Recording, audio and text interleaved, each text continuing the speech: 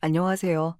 두 아이 키우며 바람잘날 없는 하루하루를 보내느라 바쁘게 살고 있는 40대 주부입니다. 두 녀석 모두 워낙 활발해서 아침에 눈 떠서 저녁에 잠들 때까지 정신이 하나도 없을 정도로 바쁜 일상을 보내고 있지만 그 와중에 틈틈이 듣는 여러분들 사연 덕에 다시금 기운을 충전하곤 해요. 결혼해서 사시는 분들 대부분이 공감하시겠지만 결혼해 살다 보면 속 답답할 만한 일들을 누구나 겪으시겠지만 그걸 또 아무데나 털어놓기도 참 애매하잖아요. 그럴 때 이 채널을 듣다 보면 나만 이렇게 사는 건 아니구나 싶어 마음의 위안이 되기도 합니다. 저 역시 기혼자의 한 사람이다 보니 결혼해서 이것저것 겪게 된 일이 꽤 되더라고요. 그중에서도 저 같은 경우에는 특히 손이 동서 때문에 겪지 않아도 될 이런저런 일들을 겪으면서 그야말로 생불이 된 것 같은 경우도 많았습니다. 그래도 우리가 가족 사이인데 아무리 서운한 게 있었다고 한들 어떻게 자기 형이랑 형수한테 이렇게까지 할 수가 있어요? 가족? 형수가 우리 식구들을 단 한 번이라도 가족으로 생각했다면 어떻게 우리한테 그따위로 행동을 할 수가 있습니까? 애초에 같은 사람 취급도 안 해줘놓고 이제 와서 가족 운운한다고 뭐 달라질 것 같아요? 듣기 싫으니까 썩 나가요! 저희 남편이야말로 생불이라는 단어가 딱 어울리는 성품의 사람입니다. 그런 온화한 사람을 저렇게까지 분노하게 만들 수 있다니. 제 손이 동서가 어떤 사람인지 대충 짐작이 가시지요? 원래 순한 사람이 한번 화를 내면 걷잡을 수가 없다고 하죠. 참다 못해 동서에게 처절한 응징을 한 제 남편과 저의 이야기 한번 들어보시겠어요? 남편이랑 저는 사람 자체가 많이 비슷한 편이에요. 그래서 처음 봤을 때부터 쉽게 가까워졌고 연애하면서도 딱히 크게 싸울 일도 없었습니다. 이렇게 온화한 사람이랑 살다 보면 살면서 크게 마음고생할 일 없겠다 싶을 정도로 평화로운 날들이었어요. 남편에게 듣기로는 그런 성격은 부모님께 고스란히 물려받았다고 하더라고요. 물론 자식 입장이니 어느 정도 감안하고 들어야 할 말이라고 생각하긴 했습니다만 시부모님 되실 분의 성정도 저러시다면 며느리 될 저로서야 그만한 복도 없었죠. 순조롭게 연애하고 결혼 이야기가 나왔을 때에도 처음 뵙는 분들이니 긴장을 하기는 했지만 시댁 식구들과 잘 지내지 못할까봐 걱정이 되었던 건 아니었어요. 남편에게 연애하면서 들어온 게 있어서인지 이미 제 마음속으로는 어느 정도 내적 친밀감이 쌓여있기도 했습니다. 거기다 남편 같은 사람만 한 무더기라는 남편 가족들이 불어 저를 괴롭게 만들 것 같지도 않았고요. 처음 뵙게 된 시부모님은 남편의 설명 그대로였습니다. 인상 자체가 웃는 상인 것이 저런 분들도 화를 내시기는 하실까 싶을 정도로 시아버지, 시어머니 모두 인자한 인상이었어요. 다른 건 몰라도 사람이 원래 자기 말씨를 숨기는 건 쉽지 않잖아요.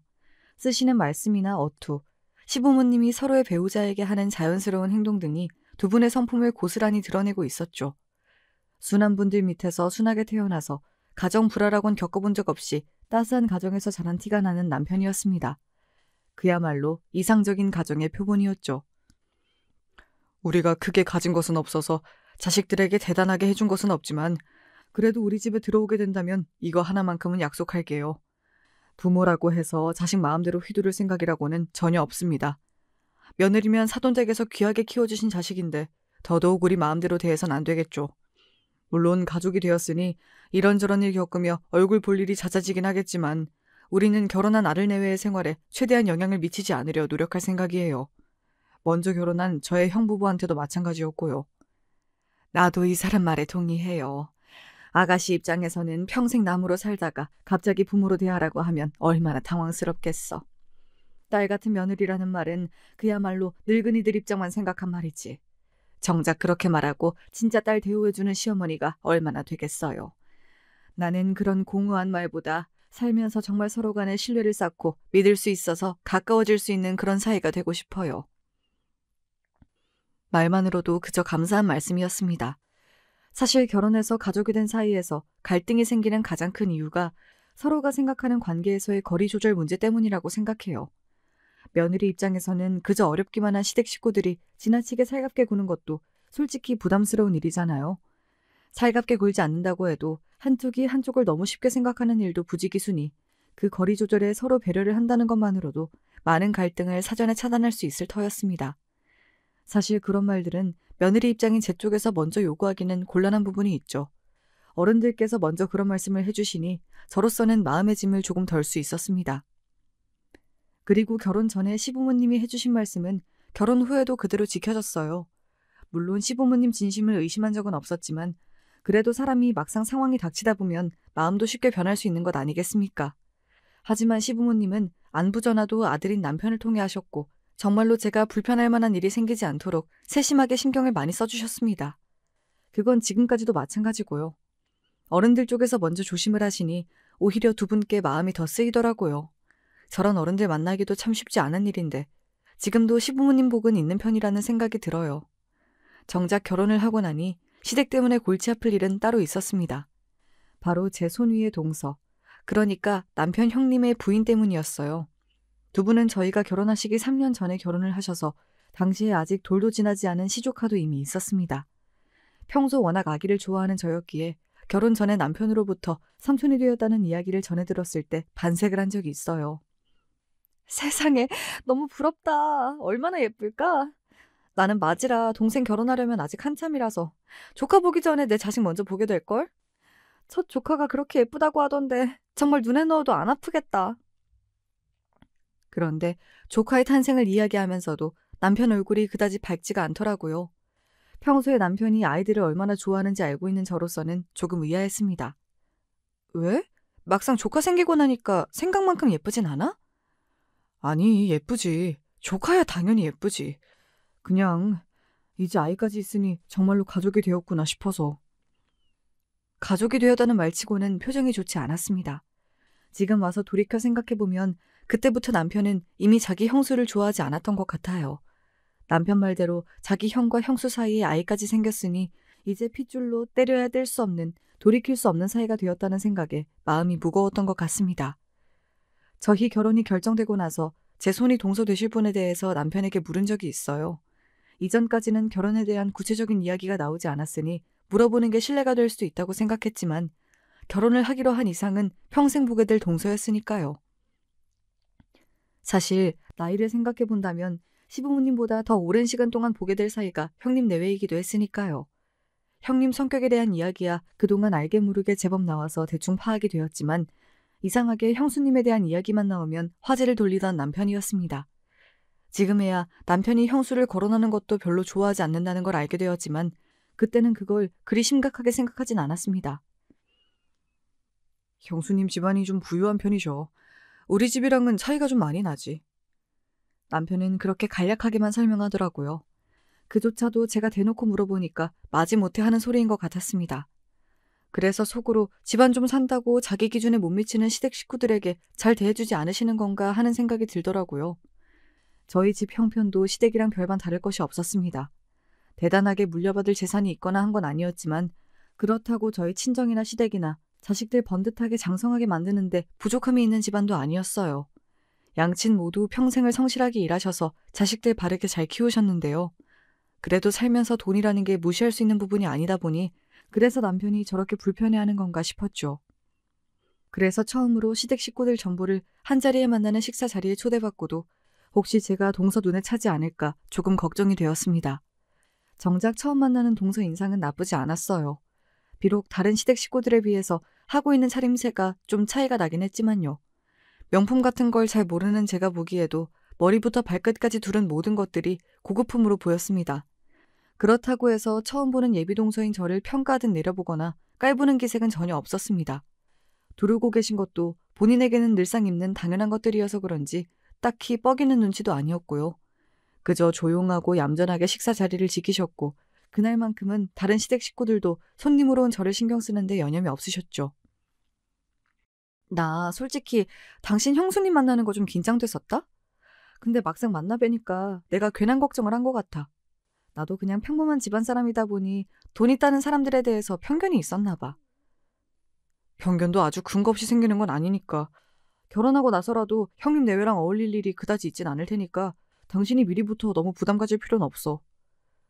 저는 동서와 잘 지낼 수 있을 것 같다는 생각이 한 말이었는데 남편 말하는 뉘앙스가 가급적이면 저랑 동서가 대면하는 자리를 최대한 만들지 않으려는 것 같았어요. 그 전부터 낌새는 눈치챘지만 남편이 워낙 말을 아끼길래 굳이 캐묻지 않았는데 이쯤 되니 들어야 할 말은 미리 들어두는 게 앞으로의 상황에 대처하기 위해서라도 꼭 필요할 것 같았습니다. 사실 내가 전부터 느꼈던 건데 자기 형수님을 별로 좋아하지 않는 것 같아. 내가 어쩌다 형수님에 대한 얘기를 꺼내도 말을 돌리는 것도 같고 혹시 형수님하고 무슨 일이 있었어? 남편 표정이 이걸 어디까지 말해야 하나 고민하는 것 같았어요. 평소에 남에 대한 말을 옮기는 것을 극도로 싫어하는 남편이었습니다. 설사 본인과 감정이 좋지 않은 사람이라 할지라도 함부로 말하지 않으려고 노력하는 사람이었어요. 그러니 그동안 제가 남편의 형수님에 대한 감정이 별로 좋지 않음을 눈치챌 정도임에도 형수님 이야기를 하는 걸 그토록 꺼렸던 거겠죠. 하지만 이내 자기와 결혼하면 어차피 알게 될 거라고 생각한 모양인지 남편이 내키지 않는 기색으로 입을 열었습니다. 사실 형수님이 돈 얘기를 너무 배려 없이 함부로 꺼내시는 편이라서 나도 처음 형수님 배웠을 때는 오늘처럼 별로 말씀이 많지 않으셔서 몰랐는데 우리 부모님한테도 은근히 본인 재력 어필하면서 우리 식구들 깎아내리는 말씀도 자주 하시는 것 같고 그렇다고 우리 부모님이 대놓고 화를 내실 만한 성격도 아니잖아. 그런 일이 여러 번 반복되다 보니까 내 부모님 그렇게 대하는 형수님에 대한 감정이 곱지만은 않게 되더라고. 사람 한 번 보고는 알 수가 없다고 하더니 한마디로 오늘 본 모습이 동서의 전부가 아니라는 뜻이었습니다. 알게 된 지는 얼마 지나지 않았으나 시부모님은 성품으로는 흠잡을 데가 없는 분이셨어요. 그런 분들하고 나쁘게 지내면 본인도 손해일 것 같은데 굳이 왜 그런 행동을 할까 싶었습니다. 그리고 그 얘기를 듣고 나니까 솔직히 걱정이 되기도 했어요. 시부모님이면 손아래 동서보다야 훨씬 어려운 자리인 게 일반적이지 않습니까? 그런 분들한테도 돈 가지고 무안을 준다고 하는데 손아래 동서인 저한테라고 그러지 않으리라는 보장이 없었으니까요. 제 표정이 급격히 어두워지니 남편이 괜한 말을 했다 싶었는지 서둘러 말을 덧붙였습니다. 나한테 시집 왔다고 해서 우리 가족 문제로 당신 속 썩게 만들지 않을 거야. 당신이랑 잘 살겠다고 결혼하자고 한 거지. 데려와서 고생시키려고 결혼하자고 한 거 아니야. 물론 남편 마음이야 그렇겠지만 어디 사는 게 꼭 자기 뜻대로 되는 일인가요? 살다 보면 자기 의지로 막을 수 없는 일이 부지기수인걸요. 게다가 평생을 보고 살아야 할 동서인데 남편이 그런 상황을 일일이 다 통제할 수도 없을 테니 결국 동서를 대하는 것도 제 몫이 될 일이었죠. 하지만 벌써부터 저렇게 신경을 쓰는 남편한테 아직 일어나지도 않은 일로 괜한 마음의 짐을 더 얹고 싶진 않았습니다. 사람이야 직접 겪어봐야 아는 거겠지. 아직 생기지도 않은 일까지 미리 걱정하지 말자. 혹시 안 좋은 일이 생기더라도 꼭 당신한테 말하고 상의할 테니까 너무 걱정하지 마. 그래도 돈 없는 손이 동서보다야 돈 있는 손이 동서가 우리한테 손 벌릴 일도 없고 더 나을지도 모르잖아. 남편 얼굴에 과연 그럴까 하는 의심의 빛이 떠올랐으나 애써 밝게 말했습니다. 성격이 둥근 덕분에 다소 까칠한 사람들과도 원만하게 잘 지내왔던 저였어요. 그쪽에서 아주 상식에 벗어나지 않은 행동을 하는 것만 아니라면 친구 같은 동서지간까진 못 되더라도 원수같이 지내지 않을 자신 정도는 있기도 했고요. 결혼을 하고 나서야 남편이 했던 말이 어떤 뜻인지 알 수 있었어요. 사실 결혼 전에 몇 번 얼굴을 봤을 때에는 시부모님도 계시고 하니 굳이 대화를 많이 나눌 일도 없어서 몰랐는데 결혼하고 나서 직접적으로 동서와 말을 나눌 기회가 많아지니 정말 말끝마다 돈 얘기를 하더라고요. 이를테면 이런 식이었습니다. 어머님 조카분이 사업이 잘 안 되시는지 요새 부부 사이가 안 좋으신 것 같더라고요. 아무래도 이혼 이야기가 나올 것 같다고 어머님이 걱정이 많으시더라고요. 어머님이 워낙 형제분들이랑 사이가 좋으시잖아요. 어릴 적에 저희 남편이랑 아주버님이랑 방학 때 같이 돌봐주신 적도 많다고 하셔서 정이 각별하신 모양이에요. 그거야 어쩔 수 없지. 돈 없는 집안이랑 얽혀서 좋을 게 하나도 없는데. 사모님 소리 듣다가 쪽박차게 생겼으면 여자 쪽에서 하루라도 빨리 발 빼려고 해도 할 말이 없어야지. 이래서 사람이 돈이 있어야 하는 거야. 세상에 어떤 사람이 없이 살면서 고생하고 싶겠어? 저는 조카의 이혼 문제로 심란하실 어머님을 걱정한 거였는데 동서는 아예 딴소리를 하고 있었어요.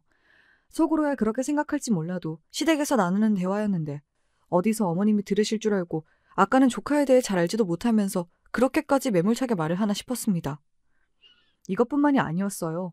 동서는 어떤 화제가 나오더라도 심지어는 돈 얘기와는 전혀 관계가 없는 이야기를 하더라도 기가 막히게 화제를 돈 얘기로 돌리곤 했습니다. 꼭 머릿속에 돈 생각밖에 없는 사람 같았어요. 모든 이야기의 주제가 돈이다 보니까 돈 얘기 관련한 말실수가 잦아질 수밖에 없는 건 어찌 보면 당연한 일이었죠. 그건 시부모님께도 예외가 아니었습니다. 오랜만에 시댁 가족 모임으로 식사를 한 후에 어쩌다 보니 시부모님 노후 준비 이야기가 화제로 등장했습니다.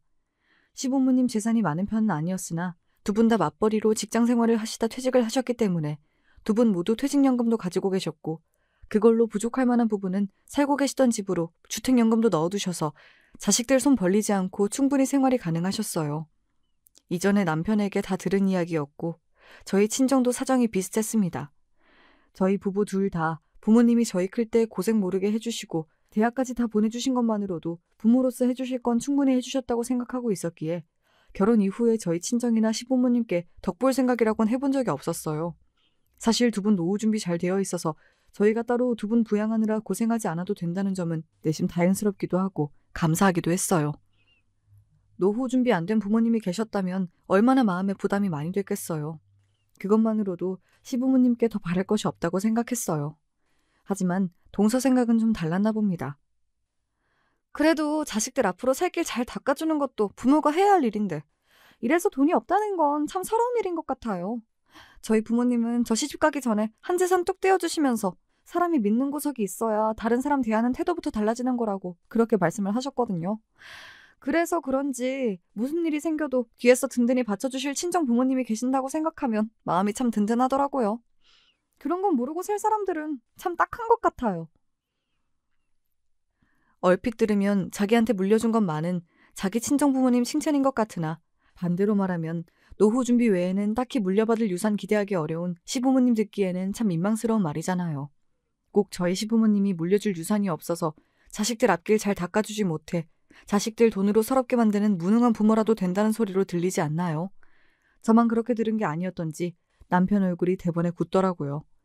그 소리를 듣고 있는 시부모님 또한 당황한 기색이 역력했습니다. 그러니까 동서는 매번 저런 식이었어요. 돈으로 당사자가 듣기에 썩 기분 좋지 않을 경솔한 소리를 해놓고서는 막상 그걸로 뭐라고 하자니 말하는 사람이 참 쪼잔한 사람이 된 것 같은 거 말이에요. 무슨 말씀인지 아시겠죠? 그러니 시부모님 성정에 저런 일로 일일이 동서를 잡으실 분도 아니시니 매번 비슷한 상황이 반복되었습니다. 사실 저걸 저지하려면 동서 남편인 아주버님이 하시는 게 옳을 일이었으나 몇 번 지켜보니 아주버님도 돈 꽤나 있는 자기 부인한테 찍소리 못하고 잡혀 사시는 것 같았습니다. 그렇다고 자기 부모가 그런 소리 듣고 있는데 가만히 있는 게 자식으로서 할 짓이 아니라고 생각했으나 정작 부모인 시부모님도 자기 아들 타박을 안 하시는데 제가 그러기도 참 애매했죠. 정말 한두 번도 아니고 도대체 형은 뭐 하는 거야? 집에 돌아온 남편이 그동안 쌓인 게 많았던지 한 소리 하더라고요. 사실 저 때도 남편이 제 형수에게 한마디 하려고 하자 시어머니께서 다급히 남편 손을 잡고 말리신 걸 저도 봤거든요. 제 남편이 괜한 소리를 할 사람은 아니거든요. 할만해서 한 소리 하려고 한 것까지 제 어머니께 저지당하자 어지간히 속이 답답했던 모양이었습니다. 그러게, 아까 그 말은 내가 듣기에도 너무 나갔다 싶더라고. 어른들 들으시는데 할 말이 있고 안 할 말이 있지. 형님이 말씀을 너무 안 가려서 하시는 것 같기는 해. 그럴수록 형이 중간에서 부모님 감정 상할 일이 없도록 잘해야 하는데 저건 형수님이 무슨 말을 해도 꿀먹은 벙어리이니 보는 내가 속이 뒤집혀서 정말. 결혼 전에는 성격이 저 정도로 답답하진 않았던 것 같은데 어제 우진이 태어나고 나서 더 심해진 것 같아. 그 말이 맞는 것 같았습니다. 저야 출산 이후에 동서를 처음 만났으니 그 이전에 어땠는지 직접 보진 못했지만 동서가 우진이한테 참 유별나다는 건 봐서 알고 있었어요. 물론 자기 자식 예쁘지 않고 특별하지 않은 부모가 어디 있겠습니까만 동서가 우진이를 대하는 건 단순히 부모가 자기 자식 예쁘게 여기는 것과는 결이 조금 달랐습니다. 이런 말이 어떻게 들릴지 모르겠지만 꼭 우진이가 다른 아이들과는 근본부터 다르다고 여긴다고 해야 하나? 하여튼 저희들과는 급이 다른 인간으로 대우하고 있다는 것만큼은 확실히 알겠더라고요. 사람이 다 같은 사람이 아닌 거야. 우리 우진이야 평범한 사람들하고는 출발선부터 다른 거 아니겠어? 내가 시집 오기 전에 우리 친정 부모님한테 따로 받은 돈이 50억이야, 50억. 50억 가진 부모 밑에서 태어난 거랑 쥐뿔도 없는 부모 밑에서 태어난 거랑 어떻게 같을 수가 있겠어? 먹는 거, 입는 거, 앞으로 커서 받을 교육까지 우리 우진이가 월등할 텐데. 특별 대우 좀 한다고 뭐가 문제냐고. 모든 아이들한테 균등한 기회를 줘야 한다? 말은 좋지. 그거 결국 없는 사람들이 자기 능력으로 제 자식한테 해줄 건 못 해주니까 있는 사람들한테 떼쓰는 거나 마찬가지야. 당연히 부모가 됐으면 자기 몸을 팔아서라도 자식들 뒷바라지는 제대로 해줘야 하는 거 아니야? 그 정도도 못 해줄 거면 애 낳을 생각을 말아야지. 막상 낳아놓고 있는 집 자식한테 해주는 것만큼 할 능력 안 되니까 있는 사람들 물고 늘어지는 거라고. 무슨 거머리도 아니고. 이래서 애초에 있는 사람들은 있는 사람끼리 어울려야 하는 거야. 그 소리를 듣고 있는 저라고 동서 같은 있는 사람이라고 생각할 리 만무했으니 그건 한편으로는 앞으로 없는 사람이지만 자식을 낳게 될 저를 깔아뭉개는 말이기도 했죠. 동서 사고방식이야말로 천민자본주의 그 자체였어요. 그나마 선민의식 있는 사람들은 없는 사람들을 깔보기는 해도 가르치고 도와야 한다는 입장이긴 했으니 그런 위선 떠는 사람들보다도 사고방식 자체는 더 천박하다 해도 할 말이 없어야 할 입장이었죠. 동서한테 가진 재산이 50억이나 된다는 것도 그날 처음 알았습니다. 그동안 우리 친정에 돈이 있니 미리 재산을 받았느니 말이야 들었지만 저 정도로 있는 집 자식인 줄은 몰라서 속으로 적잖이 놀라기도 했습니다. 가진 게 저 정도이니 저같이 쥐뿔도 없는 사람들이야 아무것도 아니라고 생각하고 살았는지 모르겠지만 남편이랑 성실히 맞벌이하는 제 입장으로는 솔직히 안 이거운 생각이 들기도 하더라고요. 제가 알기로는 동서는 한 번도 자기 힘으로 돈 벌어본 적 없는 사람이었으니까요. 있는 집 자식으로 태어난 게 자기가 뭘 잘해서 그런 것도 아닌데 그저 운 좋게 그런 집 딸로 태어나 노력이라고 해본 적 없는 사람한테 저런 소리를 듣긴 억울하더라고요. 그래서 그날은 저도 참지 못하고 그저 눈치 없는 척, 동서 생각을 해주는 척 한마디 해버렸습니다. 형님, 속으로는 어떻게 생각하시는지 몰라도 요즘 나가서 대놓고 그렇게 말씀하시면 사람들이 욕해요. 어디 형님 욕만 하나요? 그거 결국 다 우진이한테 그대로 돌아가요. 아무리 없는 사람들이 하는 소리라고 해도 우진이 나쁜 소리 듣게 하시긴 싫으시잖아요. 그렇죠? 동서 표정이 아주 볼만하게 변하더라고요. 뭐 돈 있는 자기만 거르지 않고 하고 싶은 얘기 다 할 줄 아나요? 돈 없어도 말하는데 돈 드는 것도 아닌데 제 입으로 제가 떠들겠다는데요. 그것도 자기 자식 나쁜 말 듣지 말라고 해주는 바른 말인데 자기가 뭐라고 그러겠어요. 못마땅한 기색이 역력한 표정을 보자니 자기도 듣기 싫은 소리 들으면 막상 기분 나쁘면서 참 역지사지 안 되는 사람이라고 생각했습니다. 그럼에도 불구하고 우진이가 커나갈수록 동서가 저러는 건 더 심해졌어요. 자기 자식한테는 최고만 해줄 거라면서 아이 갓난쟁이일 때부터 아이가 조금 더 크면 기억도 못할 온갖 사치품만 먹이고 입혀왔는데 커가면서 부모 경제력에 차이가 난다는 걸 과시할 기회는 더더욱 많아질 테니 사실 예상했던 일이기도 했습니다. 아이 엄마가 저리 극성이다 보니 돌보미 분이 바뀌는 것도 부지기수였죠. 나한테 받아가는 돈이 얼마인데 다들 프로의식이라고는 눈꼽만치도 없어. 돈 받아갈 때는 그저 좋다고 굽신거리더니 돈 받았으면 돈 받은 값은 해야 할 거 아니야? 사람이 갈려나갈 때마다 부활을 터뜨리는 동서이지만 자기 돈 많다고 득볼 거 하나 없는 저나 저희 시댁 식구들한테도 그렇게 경솔하게 행동하는데 직접 돈 주고 고용한 사람들한테는 얼마나 야박하게 굴지 보지 않아도 뻔했습니다. 있는 사람들이 더하다는 말은 딱 동서 같은 사람한테 쓰는 말이었어요. 동서보다는 그동안 동서 밑에서 온갖 인간적 모멸감을 겪으며 이를 악물고 참았을 돌보미 분들 심정이 더 이해가 가서 한숨이 나왔지만 그럼에도 우진이 걱정이 되더라고요. 돌보미 분 자주 바뀌는 게 아이 정서에는 좋을 리가 없을 테니까요. 부디 동서가 성질을 좀 죽여서 진득하니 버티는 분이 나오시길 바라는 마음으로 말했습니다. 형님, 혹시 이번 돌보미 분한테도 집 청소시키셨어요? 그럼 내가 저한테 주는 돈이 얼만데 그 정도도 못 시켜? 형님, 요새 돌보미 분들은 기본적으로 아이 돌보는 게 주 업무라고 말씀드렸잖아요. 물론 아이 돌보다 보면 이것저것 살림해야 할 때도 있지만 그건 아이가 어지른 거 치우는 거나 아이가 먹은 거 설거지하거나 그 정도죠. 다른 돌보미 분들도 마찬가지예요. 형님은 따로 집안 살림해 주시는 도우미 분도 계시는데 굳이 돌보미 분들한테까지 시킬 필요는 없잖아요. 돈 주는 사람이 시키는 일이면 군말 없이 해야지. 남의 지갑에서 돈 빼내는 게 어디 쉬운 일인 줄 알아? 그렇게 말하면서도 자기도 우진이 엄마인데 사람이 저리 자주 바뀌는 게 걱정이 되지 않을 리가 없었습니다. 사실 동서한테 이런 얘기 할 사람도 저밖에 없었어요. 성격이 저 모양인데 제대로 된 친구라고 있을 리가 만무한 동서였습니다. 우진이 또래 엄마들은 돈 없는 집구석 옆에 애들이라며 무시했을 게 뻔한데 그 무리에 어울릴 수도 없었을 거고요. 그나마 저야 아이도 있고 하니 어쩔 수 없는 가족으로 묶여있으니 이렇게 가끔이나마 말상대라도 해주는 거겠죠. 그러다 보니 저를 은근히 깔보면서도 제 말은 완전히 무시하지 못하는 동서였어요. 아이 정서도 생각해야 하잖아요. 돌보미 분이 고정적으로 일을 하셔야 우진이 정서적으로도 덜 불안하지 않겠어요? 형님 마음에 안 차시더라도 이번에 새로 오는 분한테는 가급적이면 다른 요구사항 말씀하지 마시고 한번 지내보세요. 주둥이를 툭 내민 심술궂은 표정을 하면서도 별 대꾸를 하지 않는 걸 보면 자기도 느낀 바가 좀 있겠지 싶었습니다. 엄마가 밉살 맞긴 했어도 아직 말도 제대로 못하는 어린 시조카가 무슨 잘못이 있겠어요. 우진이를 봐서라도 동서가 좀 정신을 차렸으면 싶기도 했습니다. 집안에서 워낙 동서 입김이 세다 보니 아주버님이 좀처럼 집에서 길을 못 펴시는 건 당연했어요. 하긴 우진이한테 들어가는 것도 아주버님 월급으로는 어림도 없는 일일 테니 죄다 동서 주머니에서 나올 게 뻔했습니다. 자기 돈 쓰는 걸로 유세란 유세는 다 떠는 동서가 우진이 교육 문제로 아주버님한테는 입도 대지 못할 건 뻔했고요. 그런 고로 아주버님이 집에서 겉돌기 시작한 지가 꽤 된 모양이었어요. 문제는 그 자격지심을 엉뚱하게 풀기 시작했다는 거였습니다. 아주 헛바람이 들어도 단단히 들었어. 왜? 아주버님이 또 같이 골프 치러 가자고 하셔? 지금이야 젊은 사람한테도 골프가 꽤 유행이라면서요. 하지만 그 당시만 하더라도 아직 골프는 돈 좀 있다는 사람들이나 즐기는 고급 스포츠였습니다. 평범한 월급쟁이에다 아직 30대였던 아주버님이나 남편이 즐기기에는 부담스러운 운동이었어요. 돈이 좋긴 좋다느니 명품 골프클럽은 감싸주는 손맛부터 다르다느니 그게 자기 돈이겠어? 다 형수 돈으로 노는 거지.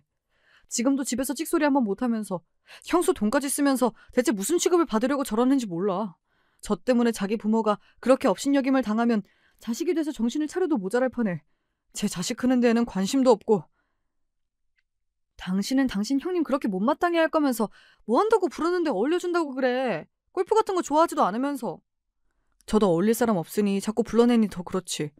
그리고 내가 생각해놓은 게 있어서 그래. 그때까지만 해도 남편이 굳이 즐기지도 않는 자리에 억지로 나가는 게 이해가 잘 안 됐습니다. 원래 아주버님도 순하고 온화한 성격이었다는 말은 들었는데 가장 마음 편히 지내야 할 공간인 가정이 편안한 공간이 아니다 보니 성격이 많이 까칠해지신 것 같았습니다.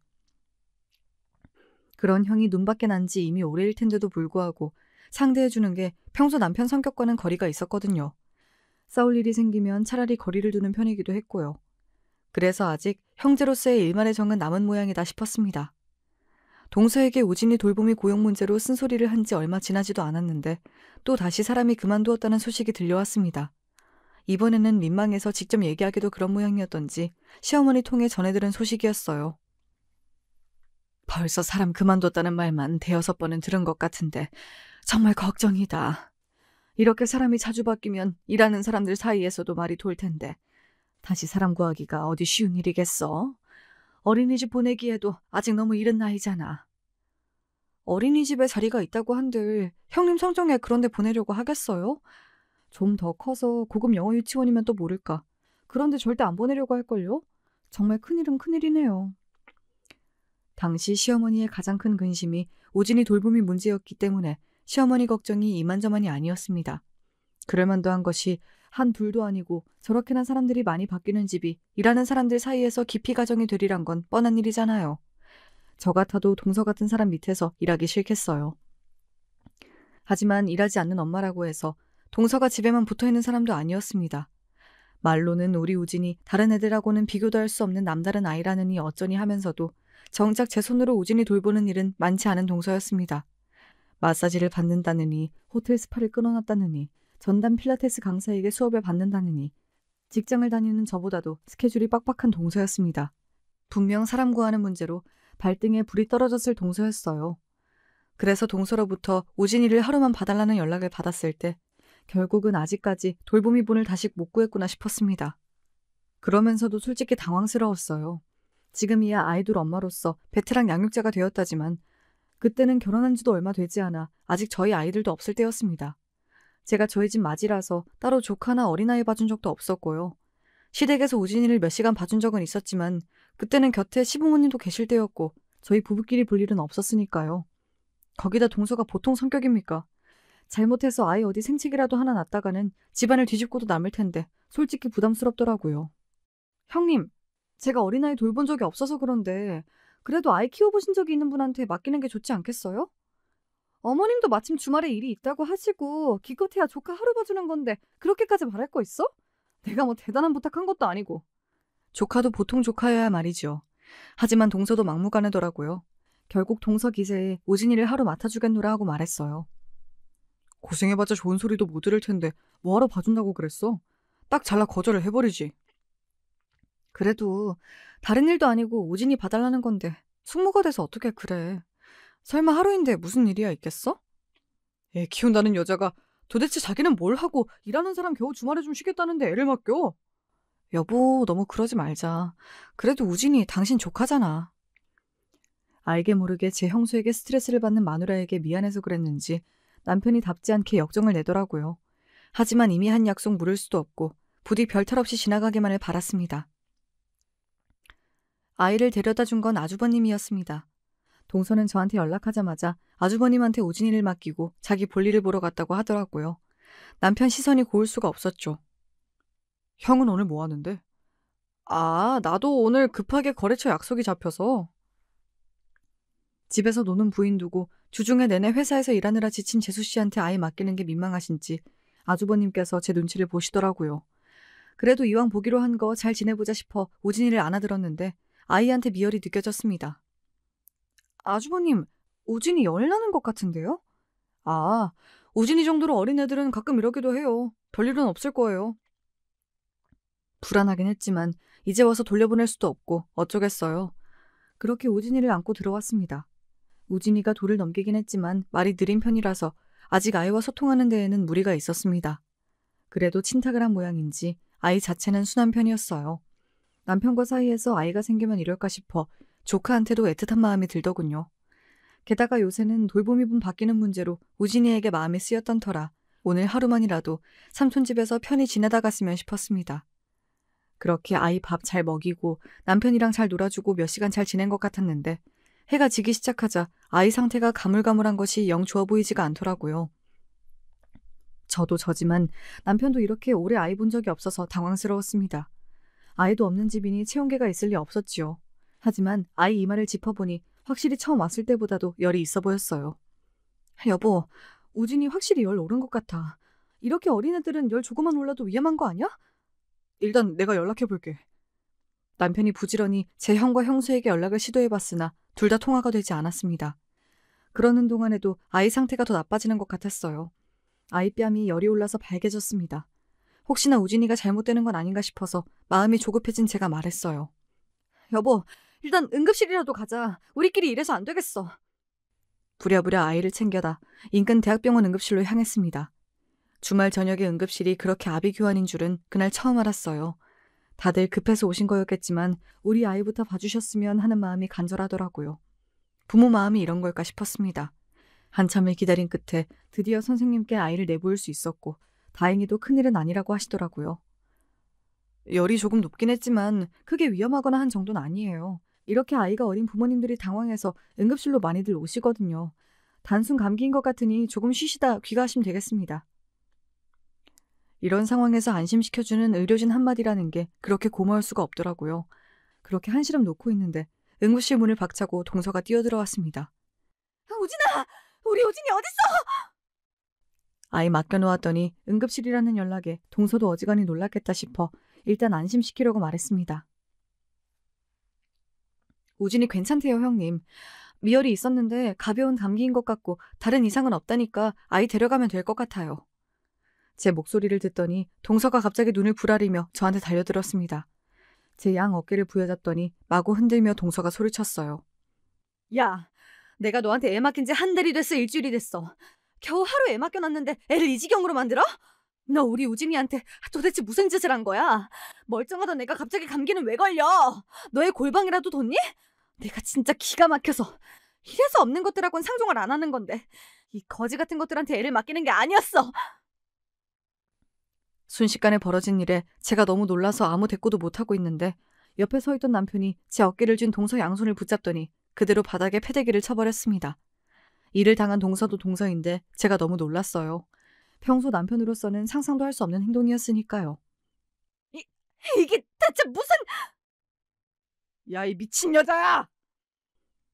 남편의 사자 후에 온 사람들 시선이 저에게 꽂혔습니다. 당장이라도 한 번 더 자기를 패대기 칠 기세에 그제야 동서가 남편 눈치를 살폈습니다. 제 남편이 그렇게까지 화를 낼 수 있는 사람이라고는 생각하지 못했던 저도 놀란 건 마찬가지였죠. 제 새끼 내팽겨치고 돈이나 펑펑 써대며 애 내버리고 갈 땐 언제고 아픈 제 새끼 챙겨서 병원까지 와준 사람한테 뭐? 거지 같은 것들한테 애를 맡기는 게 아니었어? 누가 네 새끼 반긴다고 억지로 애 떠넘기고 갈 땐 언제고 적반하장도 유분수지. 너 같은 것도 어미라고 둔 우진이가 불쌍하다. 원색적인 비난에 동서 얼굴이 시뻘겋게 달아올랐습니다.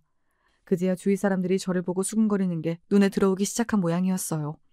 처음에야 경황 없이 당하긴 했지만 화가 난 건 저 역시 마찬가지였습니다. 형님, 아주버님이 처음 데려다 주실 때부터 우진이 미열이 있었어요. 아이한테 아픈 기색이 보였으면 설사 중요한 일이 있더라도 취소하고 아이 곁에 있어주는 게 맞지 않아요?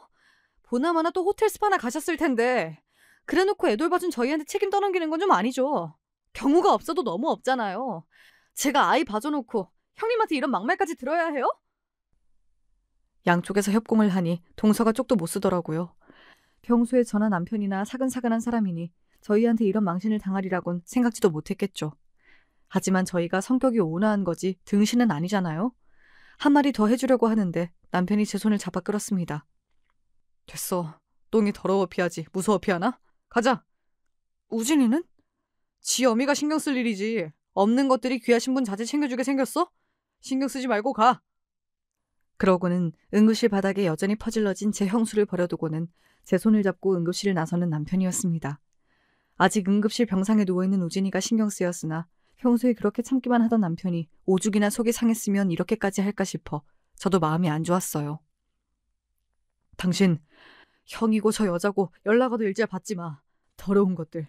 감히 누구 마누라한테 이따위로 함부로 굴어? 그야말로 극대노한 남편이었습니다. 우진이 상태가 궁금하긴 했으나 저렇게까지 남편이 화를 내는데 저라고 무슨 반가운 사람이라고 그 사람들하고 얘기를 하고 싶었겠어요. 그렇게 그날 저녁부터 다음날 근무를 하는 와중에도 아주버님 내외한테서 번갈아 연락이 왔으나 남편 말대로 받지 않았습니다. 그러고 퇴근을 해서 집에 돌아가는데 남편이 집 앞에서 누군가와 실랑이를 벌이는 모습이 보이더라고요. 또 무슨 일인가 싶어 놀라갔더니 아주버님이랑 동서더라고요. 왜 또 이래요? 도대체 또 무슨 일인데요? 혹시나 우진이한테 무슨 일이 생긴 건가 싶어서 덜컥 겁이 나더라고요. 그러나 동서 입에서 나온 소리는 전혀 예상조차 하지 못한 뜻밖의 일이었습니다. 그래도 가족인데 어떻게 나한테 이럴 수가 있어? 고발이라니! 이게 도대체 무슨 일인가 싶어 남편을 쳐다보았더니 남편 표정이 싸늘하게 짝이 없더라고요. 영문을 몰라 주위를 둘러보니 분해서 어쩔 줄 모르는 제 마누라와 차갑기 그지없는 동생 사이에서 아주버님이 어쩔 줄을 몰라 눈치만 보고 계시더라고요. 설명을 요구하는 제 눈빛에 남편이 비로소 입을 열었습니다. 저 있는 집 자제라고 그렇게 우리 부모님이랑 우리 무시하던 저 여자가 알고 보니 범법자더라고. 그런 주제에 돈 있는 위세는 있는 대로 다 떨고 천박해서 진짜. 그래서 고발했니? 그래도 내가 네 조카 엄마인데 어떻게 경찰에 투기로 고발을 할 수가 있어? 그럼 좀 똑바로 살지 그랬어. 남의 등 처먹어가며 배불린 돈으로 호의호식했으면 주둥이나 얌전히 다물고 살던가.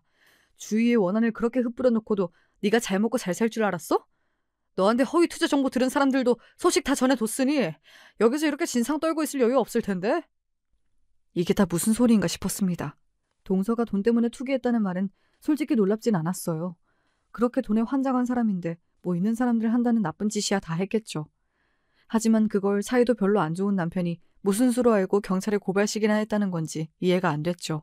어제 그 사단이 나고 겨우 하루 지난 사이에 경찰 고발을 한 거면 그동안 남편이 이 모든 정황을 알고 있었다는 거 아니었겠어요. 그때 동서가 아주버님 멱살을 잡고 흔들었습니다. 힘 모자란 인간아. 골프니 뭐니 제 동생 끌고 다닌다면서 제 마누라 약점이라고 미주알 고주알 다 불고 다녔니? 네가 팔자에도 없을 호강하면 사는 게 다 누구 때문인데? 거지 같은 집구석 출신이라도 말은 잘 듣길래 걷어줬더니 이딴 식으로 뒤통수를 쳐? 그러니까 남편이 좋아하지도 않은 골프장에 꾸역꾸역 따라 나간 게 다 제 형수 구린점을 잡으려고 그랬다는 거잖아요. 저 사람이 저리 치밀한 사람이었나 싶어 소름이 다 끼치더라고요. 제 마누라한테 멱살을 잡힌 게 억울하다는 듯이 아주버님이 말했습니다. 너 아무리 이 사람한테 감정이 안 좋아도 그렇지. 그렇다고 어떻게 형수를 고발까지 해? 너 우리 우진이 봐서라도 그러면 안 되지. 형도 정신 똑바로 차려. 우진이도 저런 인간으로 키울 셈이야? 제 마누라가 천방지축으로 부모님이고 형제 재수씨까지 업신여기며 사람 취급도 안 하는 꼴을 보고도 그저 돈 쓰는 데에만 재미 들여서 지금껏 이 꼴을 방관해놓고는 형은 입이 10개라도 할 말이 없어. 양친이 다 저 모양이니 우진이 앞날이 어떻겠어? 이만하면 남편도 많이 참았죠. 애초에 우리를 가족 취급해준 적도 없는데 사실 동서한테야 의리라고 할 것도 없었습니다. 그리고 남편 말처럼 죄 지은 게 있으면 벌 받아야 한다는 생각은 저도 마찬가지였습니다. 애초에 본인이 잘못한 게 없었으면 지금 이 꼴 당할 일도 없는 거잖아요. 다 자업자득이죠.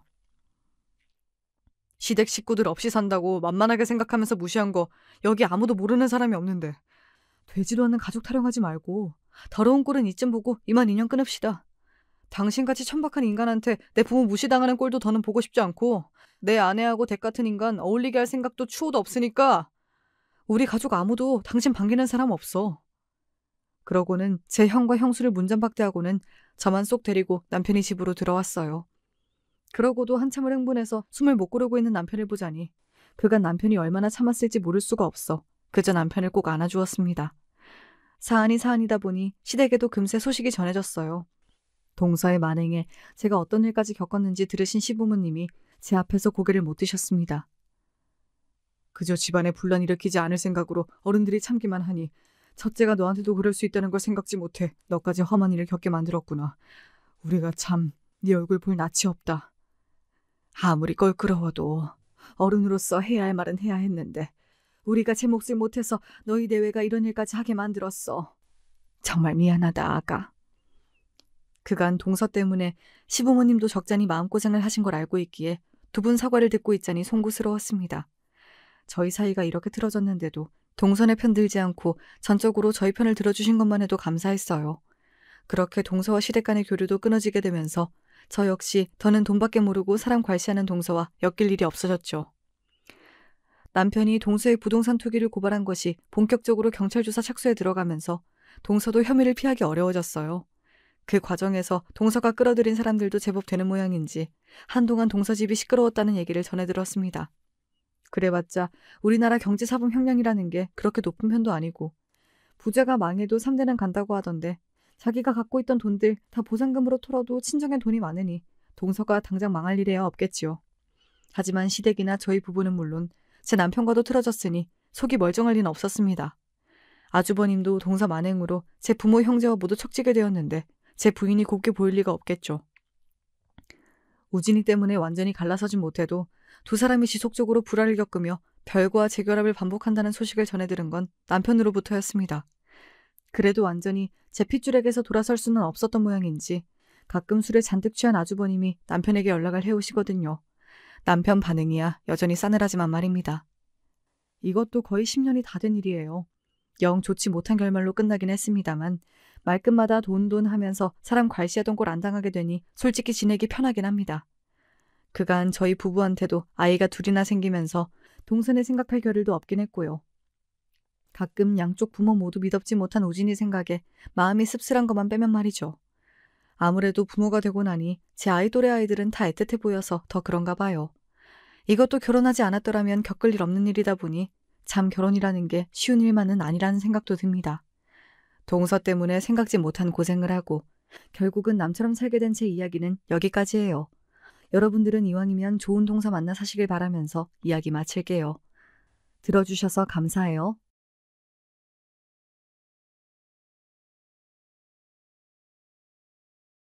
안녕하세요. 전 일찌감치 혼자가 돼서 오랫동안 가족을 그리워하며 살아온 60대 할머니입니다. 남편과 사별한 지가 40년이 넘었지만 전 아직도 남편 얼굴이 생생해요. 저희 아들이 남편을 꼭 빼닮았거든요. 어릴 땐 정신없이 키우느라 몰랐는데 아들이 나이가 들수록 점점 더 남편을 닮아가니 아들을 볼 때마다 남편 생각이 많이 나더라고요. 저와 남편은 결혼하자마자 시부모님과 함께 살았습니다. 남편은 시아버지가 하시던 세탁소에서 함께 일을 했어요. 세탁소는 시부모님이 사시던 오래된 주택이 있었어요. 1층이 세탁소, 2층이 집이었죠. 결혼하고 얼마 안 있다가 시아버지께서 남편에게 세탁소를 물려주셨어요. 그러면서 저도 자연스레 남편을 도와 둘이 함께 세탁소를 운영했습니다. 결혼 생활에 익숙해져 갈 때쯤 제게도 아기가 생겼어요. 아기가 생겼다는 기쁨도 잠시, 입덧이 얼마나 심한지 물도 한 방울 못 넘길 정도였습니다. 세탁소 일이란 게 아무래도 남편 혼자 하기엔 일이 많아 제가 제대로 쉬지를 못했습니다. 그런 제가 안쓰러워 보이셨는지 시부모님께선 저를 쉬게 해주셨죠. 시부모님께서 다시 세탁소 일을 도와주시겠다고요. 연세가 많으신 시부모님이 새벽부터 나가서 일하시는 게 며느리로선 너무 죄송스러웠지만 배가 나올 정도로 임신 주수가 꽤 됐는데도 입덧은 나을 기미가 없었어요. 저는 임신하고부터 꼬박 몇 개월을 내내 시체처럼 누워만 지내야 했죠. 안 닮아도 되는 것까지 어쩜 굳이 닮았을까? 아무래도 뱃속 아기가 네 남편을 쏙 빼닮았나 보다. 너희 남편도 뱃속에서 어지간히 날 힘들게 했거든. 시어머니도 남편을 임신했을 때 입덧이 너무 심해서 아무것도 드시질 못했다고 하더라고요. 막달까지 입덧을 해서 주변에선 다들 뱃속 아기가 어지간히 유난하다고들 했대요. 그래서 하루라도 빨리 태어났으면 좋겠다고 매일 투덜거리셨다고 하더라고요. 저도 딱 그런 심정이었습니다. 근데 바로 그맘때였어요. 제 인생에서 가장 잊고 싶었던 사고가 벌어진 게 말이죠. 그날도 제가 새벽 내내 토하느라 잠을 한숨도 자지 못해서 대낮에 세상 모르고 위층에서 자고 있었어요. 근데 어디선가 타는 냄새가 진동해서 잠에서 깼죠. 그런데 이미 방 안은 온통 연기로 뒤덮여 있었습니다. 어디선가 불이 난 것 같았어요. 전 너무 놀라 다급하게 계단을 뛰어내려갔습니다. 근데 이미 1층은 시꺼먼 불길로 앞이 하나도 보이질 않았습니다. 전 순간 머리가 핑 돌았죠. 그러곤 휘청하며 발을 헛디디는 바람에 미끄러지면서 계단 아래로 굴러떨어지고 말았습니다. 전 그대로 정신을 잃었습니다. 저는 계단에서 굴러떨어진 이후에 기억이 전혀 없어요. 그러곤 병원에서 깨어났죠. 간호사들 말이 세탁소에서 큰 불이 났답니다.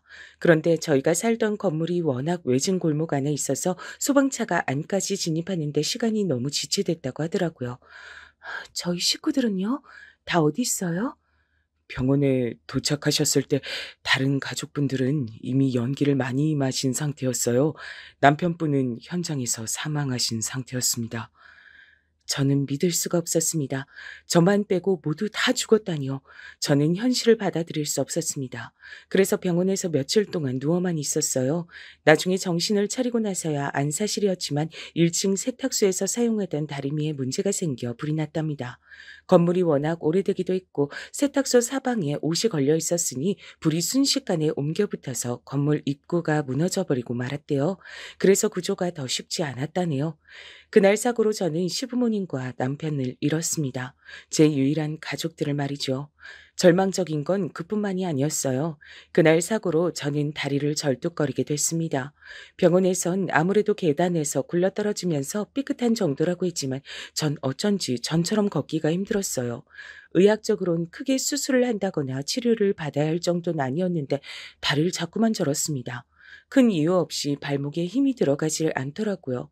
병원에선 아무래도 정신적인 원인일 수 있다며 천천히 재활을 해보자고 했습니다. 하지만 그때 제 상황이 한가하게 병원이나 다닐 수 있는 상황이 아니었어요. 모든 것이 다 타버렸으니까요. 제 몸 하나 누일 집도 없었고 먹고 살 방법조차 없었습니다. 간신히 지켜낸 뱃속의 제 아이를 어떻게든 잘 키워내야 했으니까요. 전 먼저 시부모님과 남편의 장례부터 치렀습니다. 그리고 죽을 때까지 절대 연락하지 않으려던 어머니에게까지 연락했어요. 몇 년 만에 다짜고짜 전화해선 도와달라고 했습니다. 갈 곳이라고는 없던 제게 유일한 희망이었죠. 지푸라기라도 잡는 심정으로 연락하게 했지만 도와주지 않으실 거라고 생각하고 있었습니다. 근데 오빠가 흔쾌히 장례식장에 와줬더라고요. 오빠는 제가 얘기하지도 않았는데 장례식 비용까지 다 결제를 해줬습니다. 그러곤 제게 같이 고향으로 다시 내려가자고 했어요. 전 이때다 싶어 오빠를 따라 어릴 적 살았던 고향으로 내려왔습니다. 근데 역시나 세상엔 공짜란 없었습니다. 오빠가 저를 데려온 이유가 있더군요. 바로 어머니의 상태가 좋지 않으셨어요. 내가 그럴 줄 알았다. 원래 부모가 죄를 지으면 그 자식이 그대로 업보를 치르게 돼 있어. 엄마는 무슨 그런 말을 하고 그래. 기분 나빠하지 마. 엄마가 연세가 드셔서 정신이 오락가락 하셔서 그래. 제가 보기엔 어머니의 상태가 그냥 연세만 드신 정도는 아닌 것 같았어요. 난 저 여자 마음에 안 든다니까.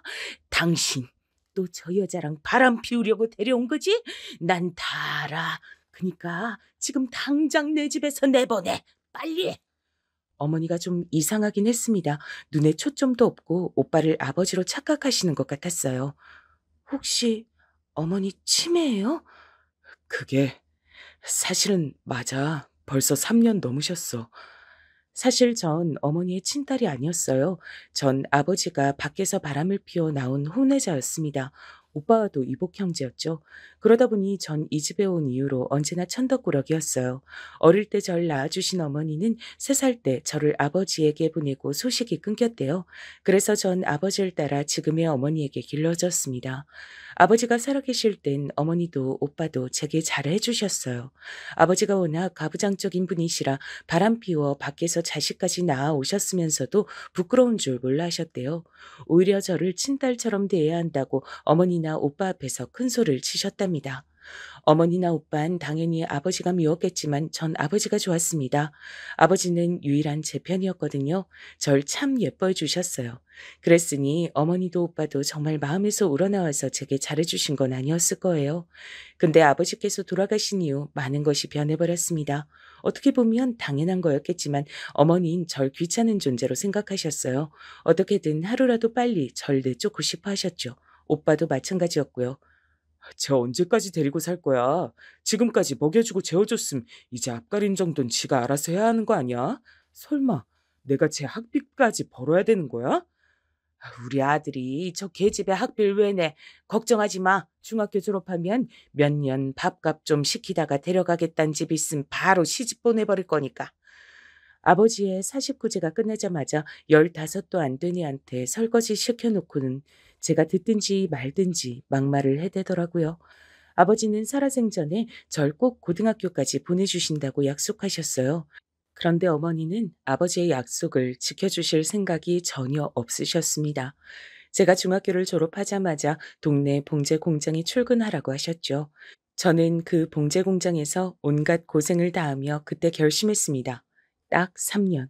3년만 여기서 버티다 돈을 모아 서울로 올라가야겠다고요. 근데 그 또한 쉽지 않았습니다.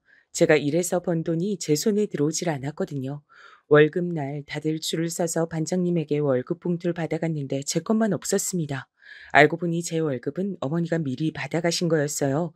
더럽고 치사하다고 생각하면서도 이 집에서 나갈 날만을 생각하며 참고 또 참고 있었습니다. 근데 제가 일한 월급까지 몽땅 다 뺏어가다니요. 던 참을 수가 없었습니다. 어머니, 제 월급을 왜 어머니가 받아가세요? 제가 일한 건데 당연히 제가 받아야죠. 뭐야? 네가 여기서 먹고 자는 돈이 다 얼만데 그깟 월급 가지고 난리야. 네가 지금까지 이 집에서 살면서 쓴 생활비 받는 거니까 토달지 말고 성실하게 일이나 잘해. 괜히 멍청하게 굴다 잘리지나 말고. 아무리 그래도 차비랑 정신값이라도 주셔야죠. 그래야 저도 출퇴근을 하고 일이라도 할 거 아니에요. 웃기고 있네. 이게 어디서 삥땅을 치려 그래? 공장이 천리길도 아닌데 걸어다님 되고 밥이야 도시락 싸서 다님 되지. 네가 돈이 뭐가 필요해? 저는 기가 찼습니다. 이렇게 못된 성미를 그동안 아버지 앞에선 어떻게 참고 사셨나 싶어서요. 거기다 제게 뺏은 월급을 항상 오빠에게 모두 다 주더라고요. 저는 결국 견디지 못하고 공장에 출근하는 것처럼 아침에 나와 그대로 집을 나왔습니다. 집을 나와 몇 년은 연락도 하질 않았어요. 그러다 남편을 만나 결혼을 하게 됐을 때 연락을 드렸습니다. 그런데 어머니도 오빠도 오질 않으셨죠. 저도 기대를 한 건 아니었지만 그래도 그때 알겠더라고요. 이제 다시는 못 만나겠구나 싶었죠. 근데 제 남편과 시부모님이 돌아가셨단 말에 오빠가 단번에 서울로 올라와 준 거예요. 전 고마웠습니다. 기쁘고 힘든 일보다 어려울 때 함께 해주는 게 진정한 가족이라고 생각했으니까요. 그런데 제가 아직도 순진했네요. 오빠가 저를 절대 가족으로 인정할 리 없는데 제가 착각한 거였죠. 어머니가 치매에 걸렸으니 오빤 이때다 싶어 저를 데리고 온 거였어요. 네 상황도 너무 안타깝고 안쓰럽다. 근데 내가 지금 어머니를 모실 여력이 없어. 내가 사업 때문에 미국에 들어가야 돼. 와이프는 내 비자 문제 때문에 먼저 들어가 있는 상태고. 알고 보니 오빠 처가가 미국이랍니다. 결혼해서 쭉 한국에서 사업을 했는데 그게 잘 안 돼서 처가에서 미국으로 들어오라고 하셨다더라고요. 미국에 들어오기만 하면 처가에서 지원해 주시겠다고요. 그런 상황에서 어머니까지 요양원에 안 들어가시겠다고 성화라 오빠는 곤란한 상황인 것 같았어요. 우선 내가 살아야 나중이라도 어머니라도 모시고 미국에 들어갈 텐데 미치겠다. 처가에선 하루라도 빨리 들어오라고 성화고. 저도 그 순간 선택을 해야 했어요. 저도 제 자식이랑 살 궁리를 해야 했으니까요. 우리가 의존 남매도 아니고 그렇다고 사이좋은 가족도 아니었지만 그래도 내가 어릴 때 오빠나 어머니 신세진 건 맞아. 그러니까 내가 어머니 모실게. 대신에 미국 들어가면 나 돈 좀 보내줘. 어머니 모시는 비용이랑 우리 아기 키울 수 있을 정도만. 당연하지. 내가 앞으로 너 내 동생으로 생각하면서 잘 챙길게. 그러니까 어머니 좀만 부탁해. 돈 걱정은 하지 말고. 그렇게 오빠는 미국으로 들어갔고 전 어머니를 모셨습니다. 어머니 얼굴을 볼 때마다 순간순간 어머니에게 여기저기 쉬지 않고 맞았던 기억이 떠올랐어요. 하지만 어쩌겠어요? 제게도 다른 선택권이 없는걸요. 거기다가 이젠 제가 몸도 예전처럼 성치 않잖아요. 다리를 저는 만삭의 임산부를 누가 써주겠어요? 오히려 이렇게라도 먹고 살 수 있으니 다행이다 싶었습니다. 그렇게 저는 고향에서 홀로 아들을 낳아 키우며 치매에 걸린 어머니를 돌봤습니다. 그 이후로 오빠는 한국에 한 번을 들어오진 않았지만 그래도 꼬박꼬박 생활비를 보내줬어요. 시간이 흘렀습니다. 아들이 중학교를 입학할 때쯤 어머니께서 상태가 좋지 않으셨어요. 병원에서도 금방 돌아가실 것 같다 하더라고요. 전 곧바로 오빠에게 연락했습니다. 그런데 저는 한 가지 걱정거리가 있었어요. 제 아들은 참 똑똑한 아이였습니다. 똑똑한 정도가 아니라 제가 감당하기 어려울 정도로 잘 컸어요. 학원 한 번 제대로 보낸 적이 없었는데 학교 선생님들이 칭찬을 아끼지 않았습니다. 이 동네에 있긴 아까운 아이라면서 머리가 너무 좋고 영재 같다네요. 조금만 부모가 도와주면 크게 될 아이라고 하더라고요. 전 이 이야기를 듣고도 기쁘지가 않았습니다. 덜컥 겁부터 났습니다. 제가 아들에게 해줄 수 있는 게 없다 보니 제가 엄마라서 아이에게 해가 되는 게 아닌가 싶었죠.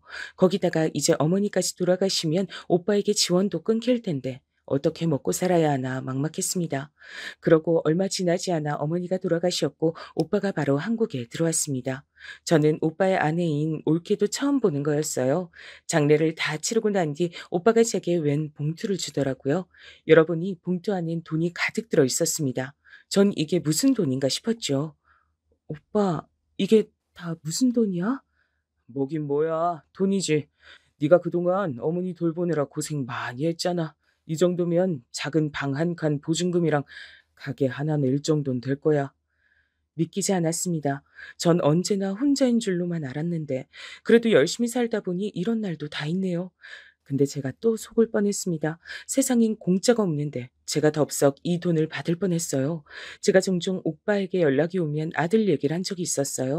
학교 선생님들이 아들에 대해 한 이야기나 반장이며 전교 회장까지 하는데 제가 해줄 수 있는 게 너무 없단 하소연도 했었죠. 근데 오빠가 머뭇거리다 제게 한 가지 제안을 하더라고요.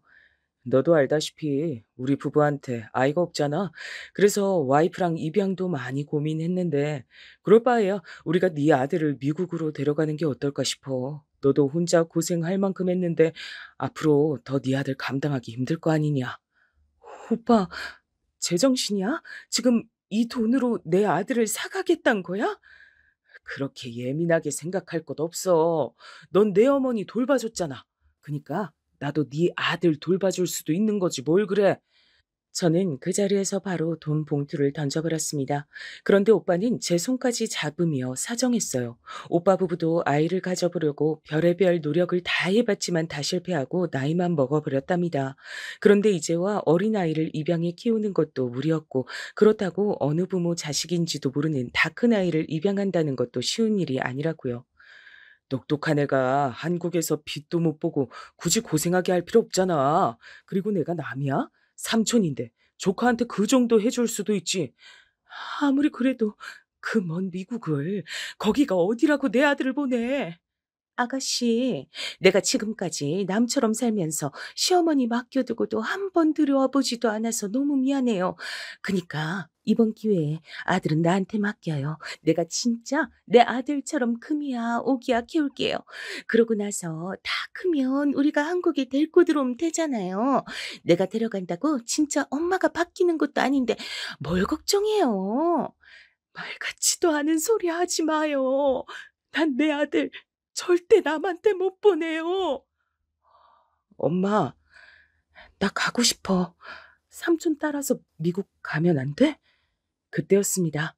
자는 줄 알았던 아들이 언제부터 어른들 얘기를 듣고 있었는지 일어나서는 삼촌을 따라가겠다고 하더라고요. 너 그게 무슨 소린 줄 알고 하는 거야? 앞으로 엄마를 영영 못 만날 수도 있단 거야. 그런데도 정말 미국에 가겠다고? 나 공부하고 싶어, 엄마. 내가 약속할게. 내가 훨씬 더 훌륭하고 멋진 어른 돼서 엄마 호강시켜 줄게. 저는 너무 놀랐습니다. 아들이 제품을 떠나고 싶어 한다는 사실을 인정하고 싶지 않았죠. 호강은 무슨 호강? 엄마 그런 거 하나도 필요 없어. 아들이랑 떨어져 사는데 그런 게 다 무슨 소용이야. 그럼 어떻게 사는데? 이제 할머니도 돌아가셔서 살 집도 없는데 나랑 엄마랑 둘이 꼭 껴안고 길거리에서 살아? 우리가 왜 길거리에서 살아? 엄마가 뭘 해서든 너 공부시킬 거야. 엄마 힘으로 미국 보내줄 거니까 걱정하지 마. 나 작년에 학교에서 대표로 일본의 경시대회 보러 가는 것도 비행기 표만 사면 되는데 그것도 엄마 돈 없어서 못 보내줬잖아. 그런데 미국을 어떻게 보내줘? 가슴이 찢어진다는 게 바로 이런 기분이었네요. 아들 말이 다 맞았어요. 아직도 세상을 모르는 건 저였습니다. 저보다 아들이 더 현실을 잘 알고 있었어요. 그제야 저도 생각이 났습니다. 얼마 전에 아들이 학교 대표로 일본으로 경시대회를 가야 한다고 했을 때 전 너무도 당연하게 못 간다고 말했어요. 우리 형편에 지금 일본을 어떻게 가냐고요. 아들은 그럴 줄 알았다고 했어요. 혹시나 해서 그냥 말해본 거라고요. 지금 와 생각해보니 당연한 것이 아니었습니다. 아들이 제 아들이라서 그게 당연한 것이 된 거예요. 아들이 제 아들이 아니었음 당연할 리 없었죠. 다 제 잘못이었습니다. 저야 배운 것 없다고 할 줄 아는 것이라고는 없으니 이렇게 살아도 되지만 제 아들은 아닙니다. 제 아들은 저보다 더 훨씬 똑똑하고 대단한 아이였거든요. 저는 제 인생에서 가장 큰 결심을 해야 했습니다. 아들을 미국으로 보내기로 했어요. 오빠와 올케 언닌 제 아들을 입양했습니다. 옛날엔 조카를 제 자식처럼 데려다 키우는 일이 많았다면서 오빠는 저를 애써 위로했습니다. 그냥 몇 년 미국에 유학 보냈다고 생각하라면서요. 저는 아들을 보내고 하루도 마음 편히 잘 수 없었습니다. 하지만 오빠 말대로 유학을 보냈다고 생각하려고 했었어요. 남들은 가고 싶어도 못 가는 미국인데 우리 아들은 운이 좋았다고 생각하기로 했죠. 아들은 그렇게 제 곁을 떠나 유학길에 올랐습니다. 오빠는 저에게 절대 부담 갖지 말라고 했지만 어디 그럴 수가 있나요? 저는 한국에서 쉬지 않고 일했습니다. 아들을 멀리 보냈다는 마음을 어떻게든 채우기 위해 조리원에 취직해 일했어요. 작고 꼬물거리는 아이들을 돌보다 보면 헛헛했던 마음이 그나마 위로가 되더라고요. 그리고 제가 받는 돈의 80%는 무조건 아들에게 보냈습니다. 그래야 제 마음이 편했어요. 근데 그때 이후로 전 제 아들을 만나지 못했습니다. 꼬박 20년을요. 처음 미국에 갔을 때는 제게 전화도 자주 하고 올케 언니도 사진도 자주 보내줬어요. 전화상으론 오빠나 올케가 옆에 있으니 힘든 일이 있어도 혹시나 솔직하게 말하지 못할까봐 제가 가끔 집으로 편지도 보냈죠. 제 아들은 미국에서도 잘 지내더라고요. 공부도 공부지만 운동까지 잘해서 서양 아이들 사이에서도 단연 돋보이는 아이로 자랐답니다.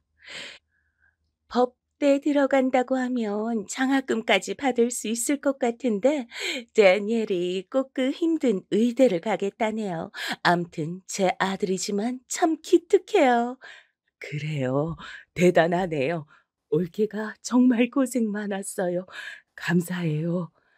너무 기쁘고 기특하고 대견했지만 어떤지 씁쓸한 마음은 감출 수가 없었습니다. 제 아들이지만 제 아들이 아니었으니까요. 올케 입에서 다니엘이란 이름이 나올 때마다 가슴이 욱신거렸습니다. 그런데 시간이 갈수록 제 아들이 맞긴 한가 싶었습니다. 대학에 들어갔다는 이야기를 듣고 나서부턴 연락이 되질 않았으니까요. 전화해도 의대생이 좀 바쁘냐며 학교 기숙사에서 먹고 잔다고 하더라고요. 나중엔 올케가 아들 휴대폰 번호를 알려주긴 했지만 워낙 전화비가 비싸다 보니 한번 걸기도 쉽지 않았어요. 아들, 왜 이렇게 목소리 듣기가 힘들어? 엄마 안 보고 싶어? 거의 매일 3시간씩 자면서 공부만 해야 해서 아무 생각도 없어요. 어머니도 출근하시려면 주무셔야죠. 또 전화 드릴게요. 얼른 주무세요. 그래. 너도 잠 좀 자. 힘들어도 밥은 꼭 챙겨 먹고. 아들은 언제부턴가 제 안부를 묻지 않았습니다. 그리고 더는 제가 보고 싶단 말도 하질 않았죠. 완벽한 미국 의대생이 돼 있었죠. 전 때가 왔다고 생각했습니다. 이제는 아들을 진심으로 기쁘게 보내줘야 할 때 말이죠. 저도 아예 기대하지 않은 건 아니었어요.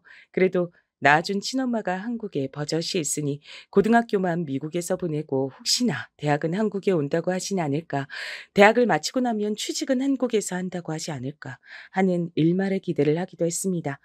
그런데 역시나 아들은 춥고 배고픈 한국이 아닌 따뜻한 미국을 선택했더군요. 전 누구보다 이해할 수 있었습니다. 저도 저를 낳아주신 엄마에게 버려지고 절 미워하는 새엄마에게 어떻게든 예쁘게 보이려 부단히도 노력했으니까요. 그 어린 나이에도 말이죠. 차라리 포기하고 나니 마음이 편했습니다. 못난 어미는 아들을 오빠와 올케에게 보냈다고 생각하기로 했어요. 아들이 그곳에서 건강하고 행복하게 살기만은 매일 기도했습니다. 감사하게도 제 아들은 미국에서 훌륭한 의사 선생님이 됐더라고요. 오빠는 무지하게 흡족해 했어요. 통화할 때마다 제게 아들을 어쩜 저렇게 똑똑하게 낳았냐고 떠받들어 주더라고요. 전 그럴 때마다 아들이 너무 보고 싶었습니다. 지금이라도 당장 만나서 너무 자랑스럽다고, 기특하다고 꼭 안아주고 싶었어요. 하지만 아무렇지 않은 척 애써 오빠와 올케가 고생이 많다고 했습니다. 그런데 시간이 흘러 어느새 아들이 홍기가 꽉 찬 나이가 되었더라고요. 그리고 제게 기쁜 소식이 생겼습니다. 아들이 결혼한다네요.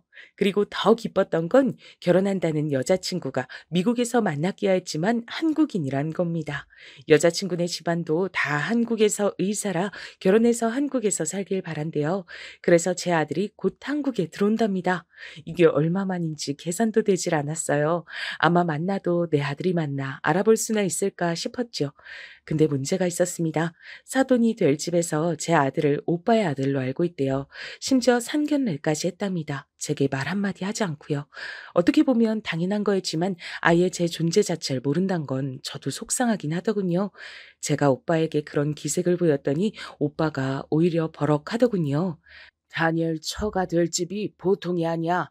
그런데 다니엘이 그런 집 사위로 들어가서 무시 안 당하려면 그나마 시부모가 미국에서 사업한다고 하는 게 더 낫지 않겠어? 시어머니가 둘이라고 하면 좋아하겠냐고? 그럼 나는 내 아들 결혼식도 못 가는 거야? 만약 손주라도 생기면 걔 한번 안아보지도 못하는 거냐고. 너 현명하게 생각해. 이게 다 네 아들을 위해서잖아. 사돈될 집안 병원이 강남에 건물 하나 통째로야.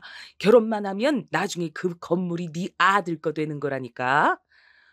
오빠는 사업만 하던 사람이라 그런지 셈이 아주 빨랐습니다.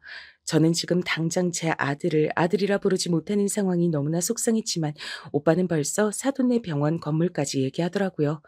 너, 네 아들 이미 미국에 보냈을 때 이런 거 다 생각한 거 아니었어? 왜 갑자기 멍청하게 굴어? 아님 이제 와서 아들 덕이라도 보고 싶은 거야? 오빠는 무슨 말을 그렇게 해? 내가 설마 내 아들 가지고 잘 살아보겠다고 이러는 걸로 보여? 그럼 도대체 왜 그러는데? 안 싸돈 될 사람이 대대로 의사 집안 사람이라 엄청 까칠해. 상견례 날도 얼마나 꼬치꼬치 캐물었는 줄 알아? 나한테도 미국 사업 규모가 어느 정도 되는지까지 묻더라니까. 데니엘이 며느리 될 애를 너무 좋아해. 네 아들 장가는 보내야 할 거 아니야. 사돈 될 집안이 대단하다는 거야 진작 들어서 알고 있었는데 안 사돈 될 분이 조건을 엄청 따진답니다. 오빠가 대학 안 나온 것까지 꼬투를 잡았대요. 그 순간 저는 제 자신이 너무 초라하게 느껴지더군요. 저는 이 나이에 집 한 채도 없었고 학교도 중학교밖에 못 나왔으니 잘난 아들 옆에 있어봐야 집만 될 게 뻔했어요. 아마 상견례 날 제가 나갔으면 아들을 허락하지 않았을 수도 있겠더군요. 무슨 말인지 알았어.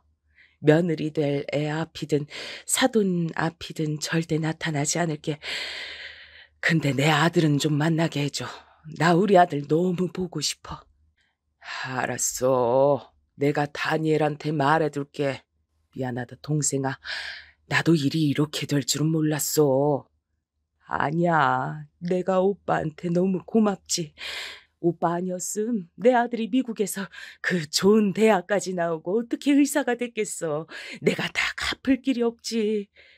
진심이었습니다. 아무리 자식이 없어서 데려갔다곤 해도 친자식도 아닌데 저렇게 훌륭하게 키우기가 어디 쉽나요? 근데 떨어져 있었던 시간이 너무 길었던 걸까요? 그게 아니라면 아들은 이제 던 제가 필요하지 않은 것 같았습니다. 오빠에게 연락이 왔는데 아들이 절 만나지 않겠다고 했대네요. 연락처도 알려주지 말라고 했대요. 혹시나 절 만났다가 며느리나 사돈에게 들키기라도 하면 자기 인생은 망하는 거라고 더는 보고 싶지 않다고 했대요. 데니엘도 나이만 먹었지 아직 애야. 부모 마음을 어떻게 알겠어. 너무 서운해 마. 아무래도 거짓말한 게 들통날까 봐 겁나겠지. 아무리 그래도 내 아들이 어떻게 이래. 정말 나랑 만나기 싫대? 아주 잠깐이면 돼. 한 번만, 딱 한 번만 보고 싶다고 해줘. 저는 오빠에게 애원했습니다. 제 휴대폰 번호를 전해달라고요. 그런데 정말 전화가 오질 않았습니다. 그때까지만 해도 저도 포기하려고 했어요. 아들이 훨훨 행복하게 살기만 바라려고 했습니다. 근데 시간이 지날수록 아들이 괘씸하다는 생각이 들었어요. 아들도 자식이 생기면 제 마음을 알까 싶었죠. 전 아들 생일만 다가오면 사무치게 외로웠습니다. 죽은 남편과 시부모님 얼굴도 떠오르고 우울했어요. 그래서 무작정 아들을 보러 갔습니다. 연락처도 모르고 어디에 사는지 몰랐지만 사돈이 한다는 병원이 어딘진 전에 오빠에게 들어서 알고 있었거든요. 한 건물이 통째로 다 병원 건물이라고 했으니 그 건물 어딘가엔 아들이 있을 것 같았습니다. 병원에 들어서자 전 심장이 뛰었습니다. 이곳 어딘가에 아들이 있을 거라 생각하니 너무 떨리더라고요. 근데 사람의 인연이란 참 신기하더군요. 웬 젊은 여자 의사가 머리를 부여잡고 비틀거리며 제 쪽으로 걸어오더라고요. 전 걱정돼서 곧바로 여자를 부축했습니다. 가까이서 보니 임산부인지 가운 안으로 배가 볼록하게 나왔더라고요. 아이고, 몸이 힘든가 봐요. 감사합니다. 믿으실진 모르지만 제가 아직도 입덧이 너무 심해서요. 이렇게 자꾸 어지럽고 속이 메스꺼리네요. 순간 저는 바로 알겠더군요. 바로 이 젊은 여자가 제 며느리란 사실을요. 올케가 보내준 결혼사진에서 본 기억이 났어요. 그리고 무엇보다 배가 나왔어도 입덧을 하는 게 제가 아들을 가졌을 때와 증상이 똑같더라고요. 저는 믿어요. 저도 아들 낳을 때까지 내내 입덧했거든요. 와, 정말요? 저는 저만 이러나 싶었어요. 주변엔 그런 사람이 별로 없어서 다들 제가 꾀병 부리는 줄 알거든요. 설마요. 자식 가지고 꾀병 부리는 엄마가 어디 있겠어요. 며느리는 인상이 참 좋았어요. 제가 해준 것도 없는데 연신 감사하다면서 꾸벅 인사라고는 엘리베이터를 타려고 하더라고요. 전 이대로 헤어지고 싶지 않아 따라탔습니다. 근데 마침 며느리 휴대폰이 울리더니 누군가와 통화하더라고요. 옆에서 통화 내용을 들으니 벌써 아기를 키워줄 부모를 구하는 것 같았습니다. 저번에 면접 오신 분은 연세가 너무 많으시더라고요. 적어도 아이를 안고 업고는 하실 정도는 되셔야 하는데 그분은 혼자 식사 한 끼 챙겨 드시기도 힘들어 보이던데요. 네, 네, 알겠습니다. 알아보시고 연락 주세요. 벌써 아기 맡길 사람 찾나 봐요. 네. 저랑 남편이 아기 낳고 바로 미국 들어갈 일이 있어서 한국에서 아이 봐주실 보모가 필요해서요. 엄마, 아빠가 다 미국에 들어간다고요? 그럼 아기는 한국에 누구랑 있어요? 저희 부모님 댁에 있을 건데 두 분 다 의사시라 바쁘셔서 집에 상주해 주실 부모가 꼭 필요하거든요. 저도 그 순간 왜 그랬는지 모르겠습니다. 사실 욕심이 생겼어요. 제 손주를 품에 한 번만이라도 안아보고 싶다는 욕심이요. 제가 사실은 조리원에서 일하다가 잠깐 쉬고 있거든요. 부모 일도 할 수 있을 것 같은데 전 어떠세요? 저는 뒷일은 생각도 안 하고 무작정 부모 면접을 봤습니다.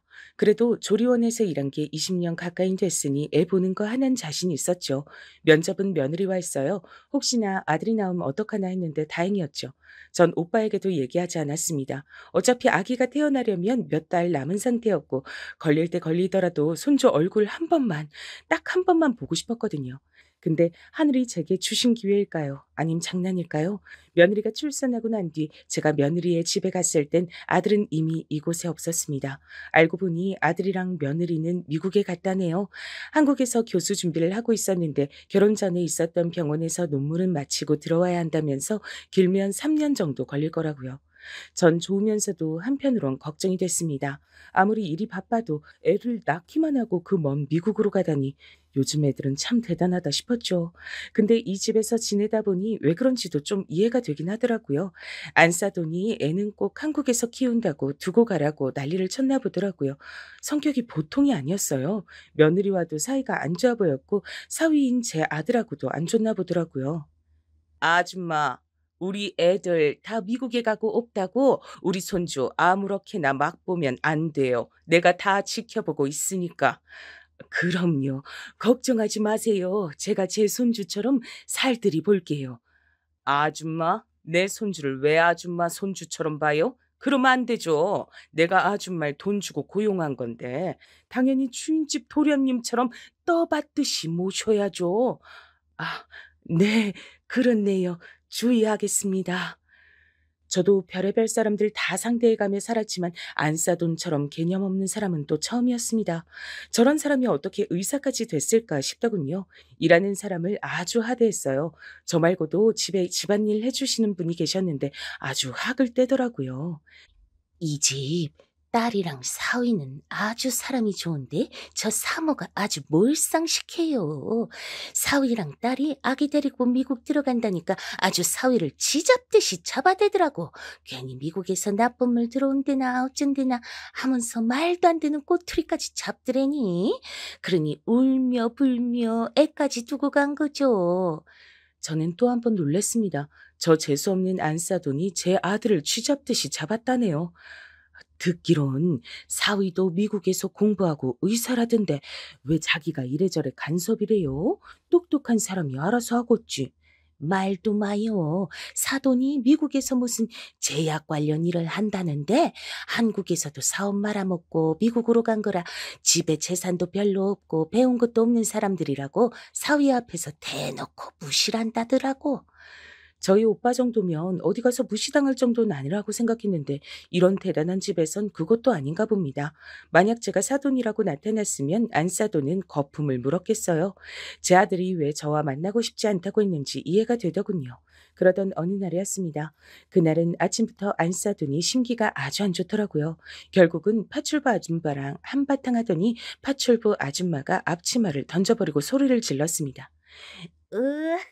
나 더는 못 참아. 내가 웬만하면 참고 버텨보려고 했는데 너 완전 미친년이야. 나 오늘부로 그만둘 거니까 다른 사람 찾아. 뭐? 미친년? 이 옆에 내가 미쳤나? 먹이고 재워줬더니만 감히 뭐? 당신 해고야. 당신이 나가는 게 아니라 내가 해고하는 거라고?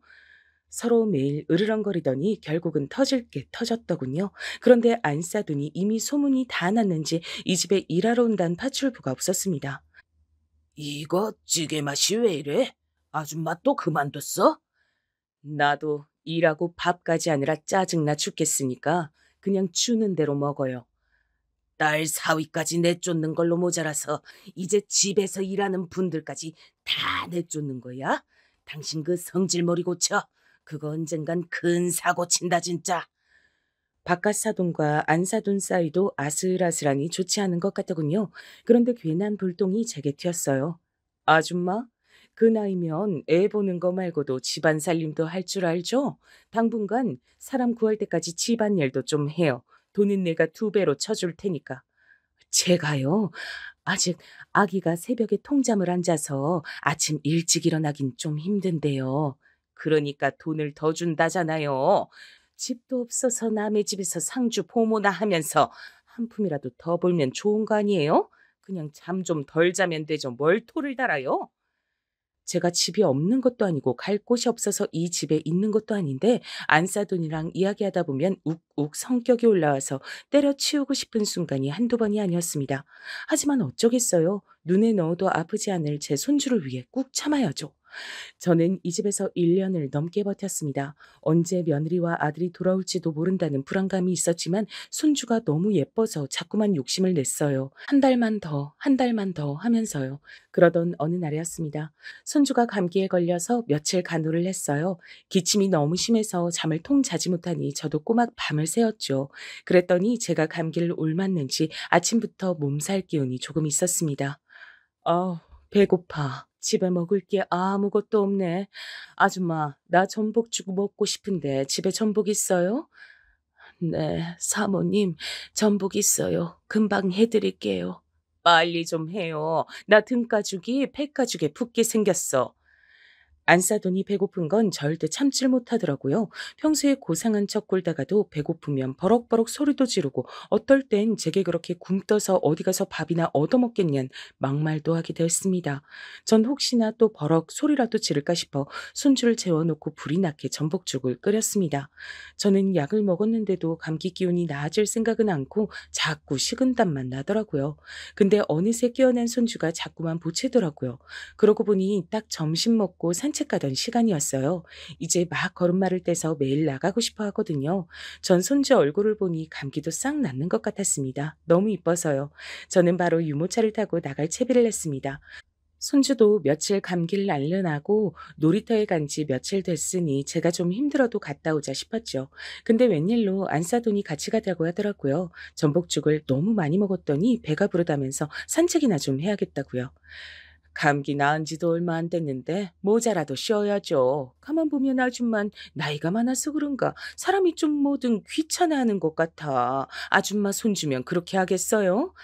아, 제가 깜빡했네요. 모자 씌울게요, 사모님. 저는 안싸돈이 제게 다른 걸 가지고 구박하는 건 다 참을 수 있었지만 손주 가지고 제가 손주를 잘 못 챙기는 것처럼 말할 땐 순간 욱하기도 했습니다.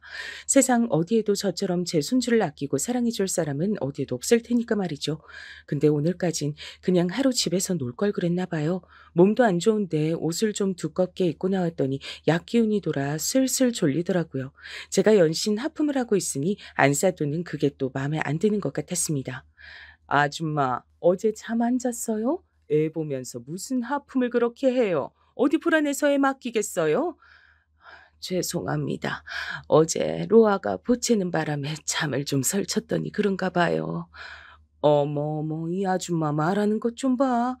지금 내 손주가 울고 보챘다고 나한테 눈치 주는 거예요? 암튼 우리 손주 아직 말 못한다고 허튼 짓만 해봐요. 내가 다 지켜보고 있으니까. 아이고, 그게 무슨 말씀이세요? 제가 로아를 얼마나 예뻐하는데요. 다들 말은 그렇게 하지. 옛날 같음 내 손주 이름도 못 부르고 도련님 했을 인간들이 이젠 식모살이하면서도 존중받길 바란다니까. 안싸돈 인성이 거지 같은 거야 진작부터 알고 있었지만 정말 정이 뚝뚝 떨어졌습니다. 어쩜 말을 저따위로 하나 싶어서요. 근데 그때 손주가 그네를 밀어달라고 제 손을 잡고 당기더라고요. 그래서 저는 손주를 그네 위에 앉혀줬습니다. 그리고 살살 그네를 밀어줬어요. 어머, 그때였습니다. 제가 손주 그네를 밀다가 깜빡 졸았나 봐요. 순간 안싸돈의 비명소리에 눈이 번쩍 떠졌습니다. 그런데 그네 아래 손주가 넘어져서 얼굴에 모래가 잔뜩 묻은 채로 울고 있더라고요. 아이고, 어떡해. 할머니가 미안해. 우리 아가 괜찮아. 그 순간 생각지도 못한 일이 벌어지고야 말았어요. 안싸돈이 손주를 안고 있는 제게 씩씩거리며 걸어왔습니다. 그러더니 제 멱살을 덥석 잡더라고요. 얼마나 힘이 센지 하마터면 애도 놓칠 뻔했어요. 이년이 내가 너 이럴 줄 알았어. 감히 우리 장순 다치게 해? 내가 너한테 뭐라고 좀 했다고. 너 일부러 그랬지. 너 내가 가만 둘 줄 알아? 왜 이러세요? 제가 일부러 그랬다니요. 달이나 저는년 불쌍해서 데려다 먹여주고 재워줬더니 결국 사골 치내쳐. 너 내가 바로 자를 거야. 알았어? 미쳤어요? 지금 뭐 하는 거예요? 놀랄 일이 벌어졌습니다. 익숙한 얼굴의 세 사람이 캐리어를 끌고 놀이터에 나타났습니다. 바로 저희 오빠와 제 아들 그리고 며느리도 있더군요. 아들은 제게로 달려오더니 안싸돈의 어깨를 잡아 제게서 밀어내버렸습니다. 얼마나 세게 밀쳤는지 안싸돈은 그대로 바닥에 넘어져 버렸어요. 다니엘, 너 오랜만에 만난 장모한테 지금 뭐 하는 짓이야? 저런 망할 늙은이 때문에 감히 날 밀쳐? 지금 당장 사과 안 해? 전 바닥에 꼬꾸라진 안싸돈이 걱정돼서 달려가려고 했지만 아들이 제 앞을 막아서더라고요. 장모님이야말로 사과하세요. 아무리 아이가 넘어졌어도 그렇지 어떻게 그런 막말을 퍼부으실 수가 있어요? 그 순간 제가 말릴 틈도 없이 아들은 안싸돈에게 달려갔습니다. 아들 눈은 이미 돌아 있었죠. 내가 저딴 하찮은 년한테 사과를 왜 해? 뭐야? 너도 없는 집 아들이라 저런 인간 편드는 거야? 암튼 없는 것들은 상종하지 말아야 한다니까? 그 순간 주변에서 말릴 틈도 없이 아들이 안싸돈의 멱살을 세게 잡았습니다. 하찮은 년? 말 다 했어요? 저분 내 어머니예요. 절 낳아주신 친엄마라고요. 한 번만 더 우리 엄마 건드리면 장모님도 죽어요. 뭐? 어, 엄마라니? 무슨 엄마? 아니, 사돈, 무슨 말을 좀 해봐요. 저 여자가 왜 엄마야? 이게 무슨 소리냐니까요? 아니, 사돈, 그게 사실은 어떻게 된 거냐면요. 죽을 때까지 꽁꽁 숨기려던 비밀이 결국 다 밝혀지고 말았습니다. 이게 다 제 잘못이었어요. 조금만 더 하며 손주 옆에 있으려던 제 욕심으로 인해 결국은 아들 인생을 망쳐버리고 말았네요. 그날 저녁 안사돈은 난리가 나서 가족들 앞에서 소리를 지르고 난리가 났어요. 그러니까 우리가 지금까지 사돈으로 알고 지냈던 분들이 사실은 다니엘 삼촌이고 우리 집에서 1년 넘게 일한 보모가 다니엘 어머니였단 얘기야? 이게 말이 돼? 이건 명백한 사기 결혼이라니까. 너희 내가 싹 다 고소할 거야. 어디 감히 우리 집안에 사기를 쳐? 엄마, 제발 그만해. 엄만 본인이 잘못한 것도 몰라? 지금 당장 어머니께 사과드려. 우리 없는 사이에 도대체 어머니한테 어떻게 군 거야? 너는 그렇게 술술 입에서 어머니란 소리가 나와? 하긴 그러니까 멍청하게 사기 결혼이나 당하지. 엄만, 나 다신 안 만난다고 떠나놓고는 우리 집에서 내 아들을 왜 키우고 있어? 삼촌은 정말 몰랐어요? 아들은 이 상황이 너무 혼란스러운지 어쩔 줄을 몰라 했습니다. 그게 무슨 소리야? 내가 널 왜 안 만나? 너야말로 부잣집에 장가 간다고 엄마랑 인연 끊으려던 거 아니었어? 이게 무슨 소리야? 완전 콩가루 집안이 따로 없네. 아이고 머리야. 사돈, 입이 있음 말 똑바로 해요. 이래놓고 나한테 사업자금 빌려간 거예요? 내 진짜 사돈도 아니면서. 뭐라고요? 오빠가 돈을 빌려갔다고요? 오빠, 이게 사실이야? 이제야 알았습니다. 이게 다 저희 오빠 때문에 일어난 일이었어요. 글쎄 오빠가 중간에서 저와 제 아들을 속였더군요. 제겐 아들이 저와 만나고 싶어 하지 않는다고 거짓말을 해서 절 떼어놓고 아들에겐 제가 웬 돈 있는 남자를 만나 재혼했다고 했대요. 그래서 아들 만날 생각이 없다고요. 정말 기가 찼습니다. 그렇게 저와 아들 사이를 갈라놓곤 자신은 사돈에게 사업 자금을 받았대요. 미안해. 내가 갑자기 사업이 힘들어지는 바람에 그렇게라도 안 하면 너희 올케가 나랑 이혼한다고 난리를 치잖아. 내가 정말 미안하다. 오빠는 안 그래도 돈 좀 빌렸다고 자신을 개무시하는 안사돈 앞에서 사실대로 말할 수는 없었다네요. 안사돈 말이 맞았습니다. 저희가 콩가루 집안이 맞았어요. 그래도 속은 시원했습니다. 모든 진실이 다 밝혀져서요. 전 그날 이후 어쩌면 다시는 손주 얼굴도 보지 못하겠구나 싶었는데 제가 며느리 복은 아주 기가 막히게 타고났더군요. 며느리는 손주와 떨어져 있는 게 너무 힘들어서 아들과 결국 공부를 다 마치지 못하고 한국에 들어왔던 거였어요. 그래서 그날 놀이터에서 절 본 거였죠. 그리고 더 놀라운 건 그날 이후 며느리는 손주와 아들을 데리고 아예 친정에서 나왔어요. 앞으로는 저와 살고 싶다고 하더라고요. 네, 당연히 안사돈은 난리가 났죠. 지금 당장이라도 제 아들과 며느리를 갈라놓겠다고 말이죠. 하지만 며느리는 그럴 생각이 없었습니다. 저는 고작 1년 우리 아들이랑 떨어져 있는데도 너무 힘들어서 결국 돌아왔는데 어머니는 그 긴 시간을 도대체 어떻게 참으셨어요? 아무도 제 마음을 이해해 준 적이 없었는데 며느리가 제 마음을 알아주니 전 울컥하더라고요. 그게 내 아들 위하는 길이라고 생각했지 뭐. 근데 지금은 생각이 달라졌어. 가족은 지지고 볶고 살더라도 붙어 살아야 한다는 걸. 네, 그렇게 해서 전 아들과 함께 살게 됐습니다. 손주 6까지 키우면서 말이죠. 아들과 며느리는 처가 병원에서 나와 동네의 작은 병원을 하나 개업했습니다. 아들은 숨통이 트인다면서 이제야 좀 살겠다고 하더라고요. 저희 오빠는 어떻게 됐냐고요? 오빠는 미국에 돌아가기 전에 제게 미안하다고 울고불며 사과를 했어요. 그리고 전 용서해줬습니다. 물론 오빠가 잘못하긴 했지만 그래도 지금까지 제 아들을 저렇게 훌륭하게 키워준 건 아무래도 오빠 공이 컸으니까요. 이제 저는 아침에 눈을 뜨면 아들 아침밥도 차려줄 수 있고 손주 어린이집에도 데려다 줄 수 있습니다. 이게 다 며느리 덕이었어요. 저는 바로 지금이 제가 살아온 평생 중에 가장 행복한 순간이랍니다.